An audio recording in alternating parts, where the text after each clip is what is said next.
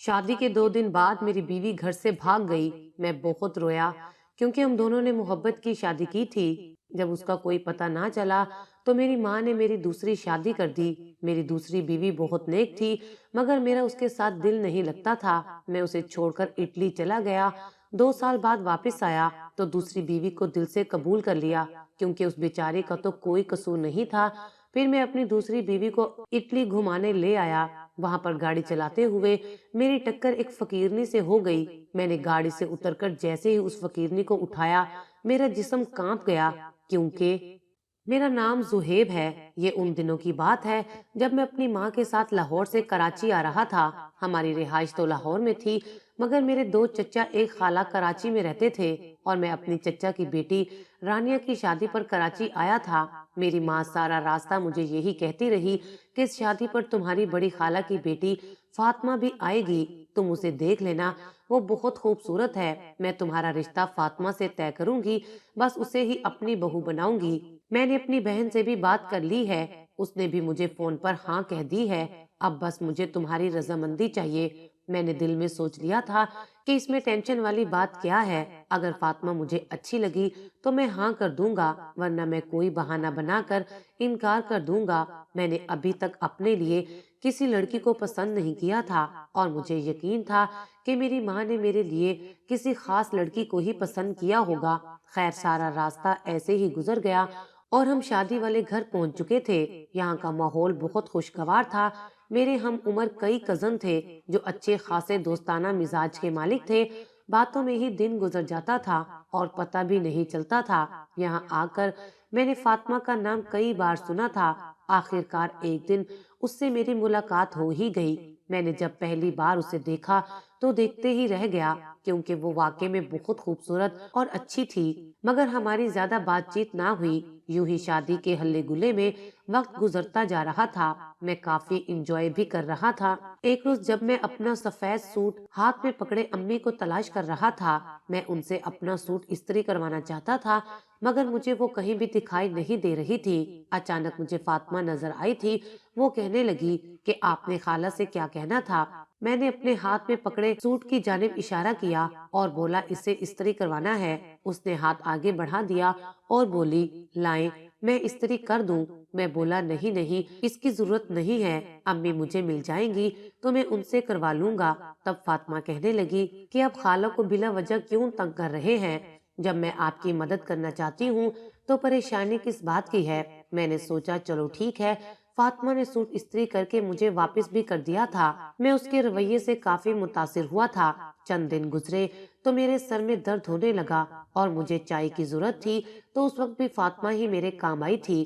اس نے مجھے چائے بنا کر دی تھی۔ میں نے اکثر اسے امی کی ٹانگیں دباتے ہوئے دیکھا تھا، بس انہی کی باتوں سے وہ مجھے اچھی لگنے لگی تھی۔ میں نے محسوس کیا تھا کہ باقی لوگوں کے ساتھ اس کا رویہ کافی سخت تھا مگر میری امی سے وہ بے تحاشا پیار کرتی تھی۔ ایک دن میں اور امی کمرے میں بیٹھے ہوئے تھے، فاطمہ بھی وہیں پر آ گئی تو امی کہنے لگی کہ میری بہو آ گئی ہے۔ اس بات پر وہ شرما گئی تھی اور اٹھ کر کمرے سے باہر چلی گئی تھی۔ اس کی اس ادا نے تو میرا دل ہی لے لیا تھا۔ فاطمہ میرے نام پر بڑی خوش ہوتی تھی۔ خیر امی نے کراچی میں ہی خالہ سے میرے لیے فاطمہ کا ہاتھ مانگ لیا تھا۔ خالہ نے جھٹ سے ہاں کر دی تو امی نے کہا کہ کراچی میں سارے رشتہ دار جمع ہوئے ہیں تو یہیں پر منگنی بھی کر دیتے ہیں۔ خالہ کو بھلا اس بات پر کیا اعتراض ہو سکتا تھا؟ امی نے کراچی میں ہی ایک ہال بک کروایا تھا اور وہاں پر میری اور فاطمہ کی منگنی کی عالی شان تقریب کی تھی۔ سب لوگ میری قسمت پر رشک کر رہے تھے کہ مجھے اتنی آسانی سے فاطمہ مل گئی ہے۔ منگنی کے بعد میں فاطمہ کو ڈنر پر لے گیا۔ وہ سارا راستہ مسکراتی اور ہنستی رہی تھی۔ کچھ دنوں میں ہی مجھے فاطمہ سے اور اسے مجھ سے محبت ہو گئی تھی۔ ہم دونوں بہت خوش تھے۔ بس اس کے بعد سب مہمان اپنے اپنے گھروں کو لوٹنے لگے تھے۔ میں اور امی بھی لاہور آ گئے تھے۔ میں روز فاطمہ سے فون پر باتیں کیا کرتا تھا۔ میری یونیورسٹی فیلوز کو سب کو پتہ چل گیا تھا کہ میری منگنی ہو گئی ہے تو سب نے مجھ سے ٹریٹ مانگی تھی۔ میں نے اپنی منگنی کی ٹریٹ اپنے سبھی دوستوں کو دی تھی اور پھر تصاویر فاطمہ کو بھی سینڈ کی تھی۔ ایسے ہی 1 سال کا عرصہ گزر گیا اور اب ہماری شادی کا وقت آ گیا تھا مگر پھر بھی امی نے خالہ سے میری شادی کی تاریخ مانگی تو خالہ نے 1 مہینے کا وقت تیاری کے لیے لے لیا تھا۔ ادھر امی نے بھی زور و شور سے تیاری کرنا شروع کر دی تھی۔ میں بھی امی کا برابر ہاتھ بٹایا کرتا تھا، جبکہ میری بہنیں تو 7ویں آسمان پر پہنچی ہوئی تھی۔ انہوں نے 21 دن پہلے ہی میری ڈھولکی رکھ دی تھی۔ وہ گھر میں اپنی سہیلیوں کو بلا کر خوب ہلا گلا کیا کرتی تھی۔ ہر طرف خوشیاں ہی خوشیاں تھی۔ خالہ بھی بے انتہا خوش رہتی تھی، اکثر فون پر مجھ سے بات کیا کرتی تھی اور مجھ سے یہی کہتی تھی کہ زہیب، میں تمہیں اپنا جگر کا گوشہ دے رہی ہوں، مجھے میری فاطمہ بڑی پیاری ہے، بس تم بھی اس کا خیال رکھنا، اسے کبھی کوئی غم نہ دینا۔ میں خالہ سے وعدہ کر لیتا تھا کہ میں آپ کی بیٹی کو ہمیشہ خوش رکھوں گا، آپ فکر نہ کریں۔ اور پھر ہماری شادی والا دن بھی آ گیا تھا۔ امی نے مہندی اور بارات کا فنکشن کراچی میں اور ولیمے کا فنکشن لاہور میں رکھا تھا۔ ولیمے کا فنکشن بارات سے 2 دن بعد کا تھا، کیونکہ سفر بہت لمبا تھا۔ ہم سب لوگ کراچی آئے ہوئے تھے، میرے بہت سے دوست بھی میری شادی پر آئے تھے۔ مہندی اور بارات کا فنکشن بہت دھوم دھام سے ہوا تھا اور پھر ہم بارات لے کر لاہور آ گئے تھے۔ یہاں 2 دن ریسٹ کرنے کے بعد تیسرے دن میرا ولیمہ تھا۔ میں فاطمہ کو پا کر بہت خوش تھا، فاطمہ بھی بہت خوش تھی۔ ہم نے اپنی زندگی کا آغاز کر لیا تھا۔ ولیمے والے دن میں تیار ہو گیا تھا، مگر فاطمہ ابھی تک پارلر سے نہیں آئی تھی۔ انتظار کرتے کرتے 1 گھنٹہ گزر گیا تھا۔ میں بالکل بھی پریشان نہیں ہوا تھا، مجھے پتا تھا کہ لڑکیوں کی تیاری میں دیر لگ ہی جاتی ہے، مگر دوسرا گھنٹہ شروع ہوا تو میں نے خالہ اور امی کے چہرے پر پریشانی دیکھی تھی، لیکن جب تیسرا گھنٹہ شروع ہوا تو میں بھی پریشان ہو گیا اور پھر حال میں سرگوشیاں ہونے لگی۔ اور پھر یہ دل دہلا دینے والی خبر میرے کانوں میں پڑی تھی کہ میری بیوی پارلر سے بھاگ گئی ہے۔ یہ بات سن کر ایسا لگا کہ زمین و آسمان کی گردش رک گئی ہو۔ ہر کوئی مجھے عجیب نظروں سے دیکھ رہا تھا۔ لوگ یہی سوال کر رہے تھے کہ دلہے میں کس چیز کی کمی تھی، اچھا بھلا تو ہے، پھر دلہن اسے چھوڑ کر کیوں چلی گئی ہے۔ اور کچھ لوگ تو میری بیوی کو بد کردار بھی کہہ رہے تھے۔ یہ باتیں میرے اعصاب پر ہتھوڑے کی طرح برس رہی تھی۔ میری آنکھوں میں آنسو آ گئے تھے۔ میری امی نے میرا ہاتھ پکڑ لیا تھا۔ میں نے روتے ہوئے امی سے کہا، امی، فاطمہ ایسا نہیں کر سکتی، وہ تو مجھ سے بہت محبت کرتی تھی۔ خالہ نے میرے سامنے ہاتھ جوڑ دیے اور کہنے لگی کہ بیٹا، تم مجھے معاف کر دینا، میں نے تو کبھی خواب میں بھی نہیں سوچا تھا کہ میری بیٹی ایسی حرکت کرے گی۔ سب لوگ مجھے دلاسا دے رہے تھے۔ پھر میں نے فاطمہ کو پورے لاہور میں چھان مارا، وہ کہیں بھی نہیں ملی تھی۔ سب حیران تھے کہ وہ کہاں چلی گئی ہے۔ میں 6 ماہ اسے تلاش کرتا رہا، مگر وہ کہیں نہ ملی۔ پھر میری امی نے میری دوسری شادی کرنے کا فیصلہ کیا تھا۔ میں بڑی مشکل سے دوسری شادی کے لیے مانا تھا۔ میرا دوسرا نکاح کر دیا گیا تھا۔ نکاح کے بعد میں چھت پر آ گیا تھا۔ میری آنکھوں سے آنسو گر رہے تھے۔ میری امی بھی میرے پیچھے ہی آ گئی تھی۔ انہوں نے میرے سر پر ہاتھ رکھا اور کہنے لگی، میں جانتی ہوں کہ تم پریشان ہو، تمہارا دل دکھا ہے، مگر تم میری بات سنو، وہ لڑکی جو تمہیں رسوا کر کے چلی گئی ہے، اس کی خاطر کبھی بھی اس عورت کو دکھ نہ دینا جو تمہارے نکاح میں آ گئی ہے۔ تم اسے ہمیشہ خوش رکھنے کی کوشش کرنا۔ اب جاؤ، اپنے کمرے میں چلے جاؤ۔ میں نے سر ہلا دیا۔ امی نیچے چلی گئی تھی۔ میں نے سوچا کہ امی بالکل ٹھیک کہہ رہی ہیں، مجھے ایک بے وفا انسان کی خاطر کسی دوسرے انسان کا دل نہیں دکھانا چاہیے، اس لیے میں نیچے آ گیا۔ میری دلہن گھونگھٹ اوڑھ کر بیٹھی ہوئی تھی۔ میں نے امی کی خواہش پر نکاح تو کر لیا تھا، مگر ابھی تک اپنی دوسری بیوی کو نہیں دیکھا تھا۔ میں نے جب گھونگھٹ پلٹا تو یہ دیکھ کر حیران رہ گیا کہ میرے سامنے کوئی اور نہیں بلکہ نگین بیٹھی تھی۔ یہ میری چچی کی بہن کی بیٹی تھی۔ یہ بھی ہمیں کراچی شادی میں ملی تھی۔ نگین ایک اچھی لڑکی تھی۔ شادی میں میری اس سے کافی دوستی ہو گئی تھی اور ہم کافی باتیں بھی کیا کرتے تھے۔ یہ لڑکی میرے ولیمے پہ بھی آئی تھی کیونکہ اس کی فاطمہ سے بھی بہت بنتی تھی اور پارلر سے فاطمہ اسے دھوکہ دے کر بھاگ گئی تھی۔ میں اسے دیکھ کر خاموشی سے بیٹھ گیا۔ وہ میرا ہاتھ پکڑ کر کہنے لگی، زہیب، فاطمہ کے پیچھے کیوں خود کو برباد کرنا چاہتے ہو؟ تم کہتے ہو کہ وہ تم سے محبت کرتی تھی، اگر وہ تم سے محبت کرتی تو کیوں تمہیں چھوڑ کر بھاگ گئی تھی؟ ذرا سوچو، میں غلط نہیں کہہ رہی، نگین ٹھیک کہہ رہی تھی، مگر پھر بھی میں اسے دلہن کے روپ میں قبول نہیں کر پا رہا تھا۔ میرا دل چاہتا تھا کہ سب کچھ فنا ہو جائے۔ نگین کہنے لگی، زہیب، تم ہمارے اس رشتے کو جب چاہو قبول کر لینا، میں تمہیں اس چیز کے لیے وقت دیتی ہوں۔ جب تم ذہنی طور پر تیار ہو جاؤ مجھے اپنی بیوی ماننے کے لیے تو تب تم اس رشتے کی ابتدا کر لینا، تب تک ہم دوستوں کی طرح رہ لیتے ہیں۔ میں نگین کی یہ بات سن کر اندر تک سرشار ہو گیا تھا۔ خیر وہ جلدی ہی سو گئی تھی، جبکہ میں ساری رات جاگتا رہا تھا۔ میں بڑی مشکل سے وقت گزار رہا تھا۔ میں نے اپنے خیالوں میں فاطمہ کو مخاطب کیا اور کہا کہ تم نے میرے ساتھ بہت برا کیا ہے۔ اگر تم زندگی کے کسی موڑ پر مجھے مل جاؤ تو میں نفرت سے منہ موڑ لوں گا۔ امی نے مجھ سے کہا کہ ہم تمہارا ولیمہ کرنا چاہتے ہیں۔ میں نے انکار کر دیا اور کہا کہ میں اب لوگوں کی مزید باتیں نہیں سن سکتا۔ امی کہنے لگی کہ تم نے دنیا والوں کا سامنا بھی تو کرنا ہے۔ اب ہر کسی کو تو معلوم نہیں ہے کہ تمہاری بیوی بھاگ گئی ہے۔ اگر تم ولیمہ نہیں کرو گے تو لوگ اس کے پیچھے چھپی وجہ کو تلاش کرنے لگیں گے، اور پھر جسے نہیں معلوم اسے بھی پتہ چل جائے گا کہ فاطمہ تمہیں چھوڑ کر چلی گئی ہے۔ پھر مجبوری آڑے آ گئی تھی، اس لیے میں نے امی کی بات مان لی اور اچھے خاصے اہتمام سے ولیمہ کیا۔ میں نگین کو بالکل بھی وقت نہیں دیتا تھا، مگر اس نے ایک دن بھی مجھ سے نہیں کہا کہ میں نے تم سے شادی کی ہے، تمہارے لیے قربانی دی ہے اور تم مجھے کیا دے رہے ہو۔ مگر مجھے ان باتوں کی بالکل پرواہ نہیں تھی۔ انہی دنوں مجھے اپنے ملک سے باہر اٹلی میں جاب مل گئی اور میں جاب کا بہانہ کر کے اٹلی آ گیا۔ یہاں آ کر میں نے خود کو مصروف کر لیا تھا۔ نگین سے بھی بہت کم بات ہوتی تھی۔ تقریباً 8 ماہ بعد میری امی نے مجھے فون کر کے اپنا واسطہ دیا کہ میں جاب چھوڑ کر گھر آ جاؤں، ورنہ میں ان کا مرا ہوا منہ دیکھوں گا۔ میں امی کی خاطر واپس آ گیا، مگر نگین کو میں دل سے قبول نہیں کر رہا تھا۔ ایک روز امی نے مجھ سے کہا کہ تم نگین کا خیال رکھا کرو۔ وہ بچی پہلے یہ باتیں نہیں سوچتی تھی، مگر اب وہ بھی اداس رہنے لگی ہے۔ ایسا نہ ہو کہ وہ بھی تمہیں چھوڑ کر چلی جائے۔ اس دن امی نے مجھے بہت ڈانٹا تھا، اور پھر مجھے بھی احساس ہونے لگا کہ مجھے ایک باوفا لڑکی کی خاطر سونے جیسی لڑکی کا دل نہیں دکھانا چاہیے۔ اس لیے اب میں اسے شاپنگ کے لیے بھی لے جایا کرتا تھا۔ میں نے اپنی شادی شدہ زندگی کا آغاز کر دیا تھا، اس لیے میں نگین کو مری لے گیا تھا۔ وہ بے انتہا خوش تھی۔ وہ کہنے لگی کہ مجھے میرے صبر کا پھل مل ہی گیا ہے۔ پہلے تو میں یہ سوچنے لگی تھی کہ میں نے آپ سے شادی کر کے بہت بڑی غلطی کر دی ہے، مگر نہیں، اب مجھے اطمینان ہے کہ آپ ایک اچھے انسان ہو اور مجھے زندگی کی تمام خوشیاں دے سکتے ہو۔ پھر اللہ نے ہمیں اولاد کی نعمت سے بھی نواز دیا تھا۔ میری زندگی خوشیوں سے بھر گئی تھی، ہر طرف سکون ہی سکون تھا۔ لیکن اب بھی کبھی کبھی مجھے فاطمہ کی یاد آ جاتی تو میرا خون کھول کر رہ جاتا تھا۔ میں سوچتا تھا کہ اس نے میرے ساتھ کتنا برا کیا تھا۔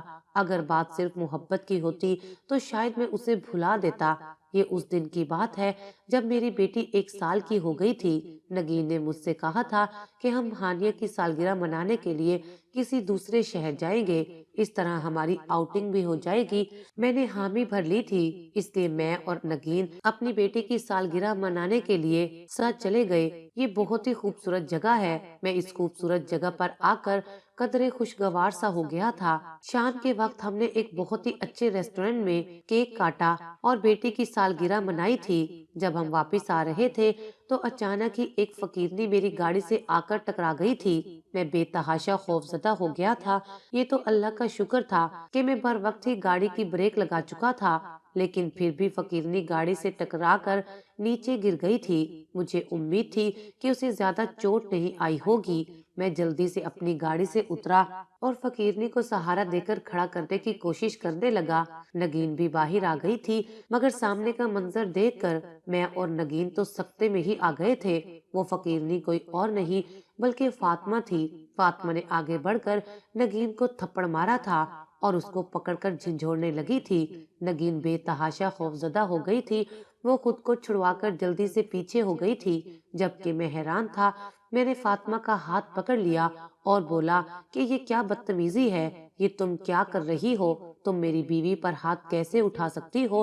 تم یہاں سے بھاگ جاؤ، کہیں ایسا نہ ہو کہ میں پولیس کو بلا کر تمہیں عمر بھر کے لیے جیل بھیج دوں۔ فاطمہ کہنے لگی، جیل تو تمہیں اس عورت کو بھیجنا چاہیے جو بڑے مان سے تمہارے کندھے کے ساتھ کندھا ملا کر پھر رہی ہے۔ یہ گھٹیا ترین عورت، اس نے میری زندگی خراب کر دی ہے۔ میں بولا، یہ تم کیا بکواس کر رہی ہو؟ میری بیوی نے تمہاری زندگی خراب نہیں کی، بلکہ تم نے اپنی زندگی خود خراب کی ہے۔ تمہیں یاد ہے نا، تم نے مجھے کتنے لوگوں کے سامنے رسوا کر دیا تھا۔ تم ولیمے والے دن مجھے چھوڑ کر بھاگ گئی تھی۔ میں تمہیں اس چیز کے لیے عمر بھر معاف نہیں کروں گا۔ اب میرے سامنے زیادہ ڈرامے کرنے کی ضرورت نہیں ہے۔ میں نہیں چاہتا کہ میں پولیس کو فون کروں۔ تم یہاں سے چلی جاؤ۔ فاطمہ کہنے لگی، میں جا رہی ہوں، لیکن میری ایک بات یاد رکھنا، یہ عورت جس کے ساتھ تم اپنی زندگی گزار رہے ہو، یہ دھوکے باز ہے۔ اس نے میرے ساتھ دھوکا کیا ہے۔ میں ایک لمحے کے لیے چونک گیا تھا۔ اسی وقت نگین نے میرا ہاتھ پکڑا اور کہا کہ یہاں سے چلو، یہ پاگل لڑکی نہ جانے کیا کیا بک رہی ہے۔ اس کی حالت دیکھو، اس نے جو تمہارے ساتھ کیا تھا، اللہ نے اس کو اس دنیا میں اس کا بدلہ دے دیا ہے۔ تب فاطمہ کہنے لگی، نگین، تم نے جو میرے ساتھ کیا ہے اس کا بدلہ تو تمہیں شاید نہ ملے، لیکن تمہاری بیٹی کے ساتھ یہ سب ضرور ہوگا۔ وہ بھی میری طرح سڑکوں پر بھیک مانگے گی۔ یہ بات سن کر میں ایک لمحے کے لیے ڈر سا گیا تھا اور بولا، تم نے اپنی منحوس زبان پر میری بیٹی کا نام بھی لیا تو کیسے لیا؟ فاطمہ پھوٹ پھوٹ کر رونے لگی تھی۔ کہنے لگی، خدا کے لیے زہیب، میری بات مانو، میں نے تمہیں کوئی دھوکہ نہیں دیا تھا۔ جس دن ہمارا ولیمہ تھا، میرے ساتھ کوئی اور نہیں بلکہ نگین ہی پارلر پر گئی تھی۔ اس نے مجھ سے کہا تھا کہ میں تمہارے ساتھ رہوں گی اور تمہیں میک اپ کے دوران تمہیں کمپنی دوں گی۔ تب نگین میرے ساتھ رہی تھی، مگر جب میرا میک اپ ہو گیا تو یہ کہنے لگی کہ مجھے بھوک لگی ہے، تم بیٹھو، میں پیزا لے کر آتی ہوں، ہم دونوں پیزا کھا کر ہی گھر جائیں گے۔ اتنا کہہ کر نگین باہر چلی گئی اور میں وہیں پر بیٹھی رہ گئی۔ تھوڑی دیر بعد دو عورتیں پارلر میں آئیں اور کہنے لگی کہ آپ نگین کی کزن ہو۔ میں نے حامی بھر لی تو ایک لڑکی نے میرے ساتھ ہاتھ ملایا تھا۔ نہ جانے اس کے ہاتھ میں ایسا کیا تھا کہ میری آنکھوں کے سامنے اندھیرا چھانے لگا۔ پھر جب میں نے آنکھ کھولی تو میں ایک کمرے میں بند تھی۔ وہاں آس پاس کوئی نہیں تھا۔ میں گھبرائی ہوئی رو رہی تھی، مدد کے لیے چلا رہی تھی، مگر میری کسی نے مدد نہیں کی۔ رات کو ایک عورت مجھے کھانا دینے کے لیے آئی تو میں نے اس سے پوچھا کہ تم کون ہو اور مجھے یہاں کیوں بند کیا ہوا ہے؟ تو وہ کہنے لگی کہ یہ سب ہم نگین کے کہنے پر کر رہے ہیں، اس نے ہمیں ایسا کرنے کے لیے پیسے دیے ہیں۔ نگین نے ایسا کیوں کیا ہے؟ تب اس عورت نے مجھے بتایا کہ جس لڑکے سے تمہاری شادی ہوئی تھی، اس کے ساتھ نگین بے تحاشا محبت کرتی تھی اور اسے کسی بھی قیمت پر کھونا نہیں چاہتی تھی، اس لیے اس نے اس لڑکے کو حاصل کرنے کے لیے یہ سارا ڈرامہ رچایا ہے اور تمہیں بہانے سے یہاں بٹھا دیا ہے اور پیزے کا کہہ کر چلی گئی ہے، صرف اس لیے تاکہ ہم تمہیں اغوا کر کے یہاں پر لے آئیں۔ اب ہم تمہیں آگے ایک پارٹی کو بیچ دیں گے۔ میں رونے لگی تھی اور بولی، میرے ساتھ ایسا نہ کرنا، میرا شوہر اور میری ماں باپ کی عزت خراب ہو جائے گی، خدا کے واسطے میرے ساتھ ایسا نہ کرنا۔ تب وہ کہنے لگی کہ ہم تو خود مجبور ہیں، ہم تمہارے لیے کچھ نہیں کر سکتے۔ اور پھر مجھے ایک ماہ اس اندھیرے کمرے میں قید میں رکھا گیا اور اس کے بعد مجھے وین میں بٹھا کر دور لے جایا گیا، پھر مجھے وہاں لے جا کر بھیک مانگنے کے کام پر لگا دیا گیا۔ میں واپس گھر بھی نہیں آ سکتی تھی کیونکہ مجھے جس مافیا نے خریدا تھا اس کے پہرے بڑے سخت تھے۔